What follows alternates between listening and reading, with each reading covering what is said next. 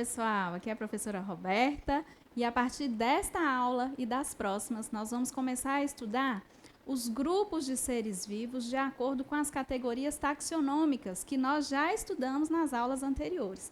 Então, se você ainda não viu as aulas anteriores sobre taxonomia, sobre classificação de seres vivos, volta lá para depois você assistir as aulas que começam a partir de agora, porque a partir de agora nós vamos começar a estudar os grupos de seres vivos de acordo com a sua classificação.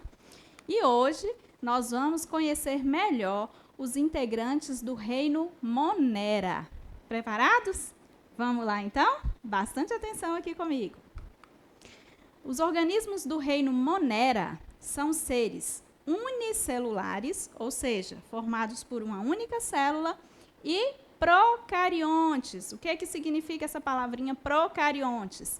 Estes indivíduos não têm um núcleo celular organizado, ou seja, o material genético desses seres vivos não está compartimentado, não está guardado dentro de um material, de uma estrutura envolta por membrana. Por isso, eles são considerados procariontes. E os representantes do reino Monera são as bactérias e as árqueas. Antigamente, era tudo considerado bactéria. Com o avanço dos estudos e das novas tecnologias, percebeu-se que as bactérias têm algumas características que as árqueas não possuem e vice-versa. Por isso, hoje nós temos dois domínios dentro do reino Monera: o domínio das bactérias e o domínio das árqueas. As árqueas também são procarióticas, são unicelulares, porém, elas têm uma composição genética diferente das bactérias. E as árqueas, elas têm algumas características bem específicas. São seres vivos que conseguem viver em ambientes com condições extremas, com condições bastante adversas. Por exemplo, as árqueas conseguem sobreviver onde há baixa disponibilidade de oxigênio, onde existe uma grande concentração de sal nas salinas e em ambientes de origem vulcânica, onde a temperatura é muito alta. Então, por conta das características genéticas desses seres vivos, eles foram separados da classificação das demais bactérias. Já as bactérias, elas podem ser parasitas ou seres de vida livre. Já não conseguem sobreviver e reproduzir em ambientes extremos.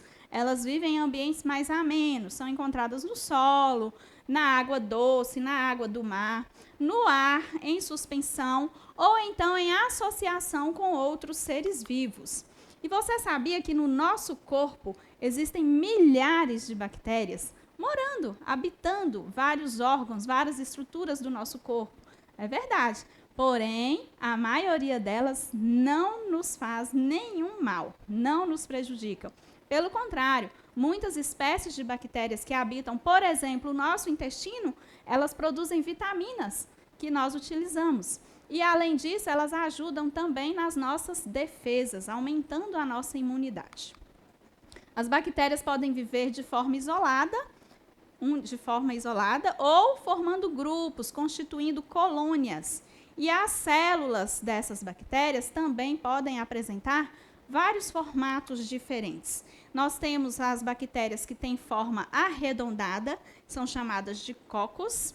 Nós temos bactérias que têm um formato de um bacilo, de um bastãozinho, e aí elas são chamadas de bacilos. Temos bactérias que têm uma forma de um espiral, e assim elas são chamadas de espirilos. E nós temos bactérias que têm um formato parecido com uma vírgula, são chamadas de vibriões. As bactérias se reproduzem prioritariamente de forma assexuada, ou seja, uma célula se divide em duas, idênticas entre si, porque não há mistura de material genético nesse tipo de divisão. É por isso que as bactérias podem se reproduzir a cada 20 minutos, por exemplo. Já percebeu quando, por exemplo, sua garganta começa a ficar assim arranhando, começa a incomodar? De manhãzinha você está assim, incomodada, com a garganta arranhando. Quando é à noite, você já está com febre, com a garganta toda tampada, com muita dor. Por quê? Porque as bactérias que se instalaram ali na região da sua garganta, elas acharam ali um ambiente propício para se reproduzirem. E aí elas vão se reproduzindo, a cada 20 minutos, uma se transforma em duas, essas duas se transformam em mais duas, e assim vai. A cada 20 minutos, 1 milhão de bactérias continua se reproduzindo. E é por isso que lá no finalzinho do dia, a gente já está com várias colônias de bactérias instaladas ali na nossa garganta e começa a incomodar demais, não é mesmo? Quanto à nutrição, as bactérias podem ser classificadas em autotróficas ou heterotróficas. Vamos relembrar isso? Bactérias que são autotróficas são aquelas que conseguem produzir o seu próprio alimento através da fotossíntese e também de um outro processo chamado quimiossíntese. Já as bactérias heterotróficas são aquelas que não produzem seu próprio alimento. Então, elas precisam buscar suas fontes de energia através do parasitismo, ou seja, atacando outros seres vivos, ou através da decomposição de matéria orgânica, e elas vão transformando essa matéria orgânica e se nutrindo também. As bactérias parasitas, elas são patogênicas, ou seja, elas causam doenças nos seres humanos, nos outros seres vivos. E como exemplos de algumas dessas doenças nos seres humanos, a gente tem aí a hanseníase, a meningite, o tétano, o cólera e a leptospirose. Algumas dessas doenças são prevenidas com vacina. Por meio da vacinação, a gente consegue se prevenir. Enquanto outras, que não são prevenidas com vacinas, quando a pessoa se contamina, a gente tem aí o tratamento feito com antibióticos. Já as bactérias decompositoras são bactérias extremamente importantes para a reciclagem da matéria. Imagina, cada ser vivo que morre, ele precisa passar por aquele processo de decomposição, porque senão ele ficaria acumulado aí, né, nos ambientes. Por isso que as bactérias decompositoras, elas são importantes, porque elas decompõem a matéria orgânica morta, reciclam essa matéria e transformam isso em substâncias mais simples que as plantas, por exemplo, podem absorver novamente pelas raízes. Já ouviram falar que as bactérias decompositoras produzem adubo? É mais ou menos isso. E também nós temos aí o uso das bactérias através da biotecnologia. O ser humano, com a sua capacidade, ele consegue utilizar várias espécies de bactérias em benefício próprio. Através da fermentação, bactérias são utilizadas na produção de álcool, de vinagre, de laticínios, de queijos. No uso farmacêutico, temos bactérias que produzem antibióticos, ou seja, para combater outras bactérias. Temos também o uso das bactérias através da manipulação genética. Por exemplo, através da produção de uma substância muito utilizada para diabéticos, né, que é a insulina humana.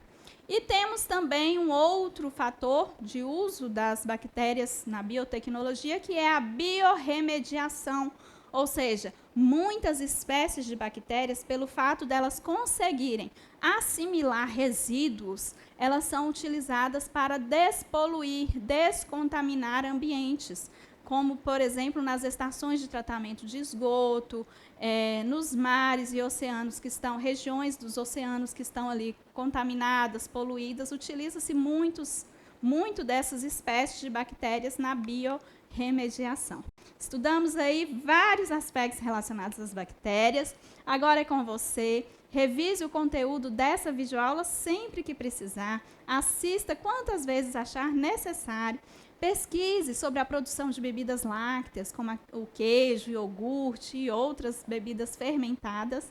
Pesquise também sobre as etapas da insulina humana, da produção da insulina humana através do uso de bactérias. Eu vou ficando por aqui. Te vejo na próxima aula. Até mais!